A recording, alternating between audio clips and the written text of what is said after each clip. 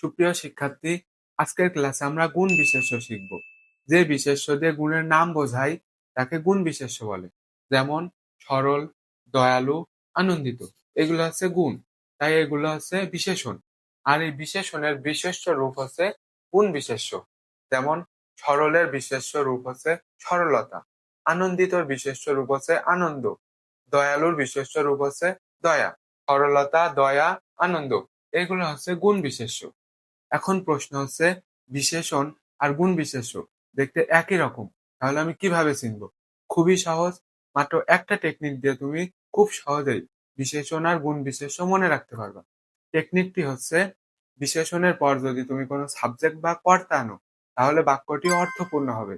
আর গুণ বিশেষ্যর পর যদি তুমি কোনো সাবজেক্ট বা কর্তা আনো তাহলে বাক্যটি মিনিংফুল হবে না।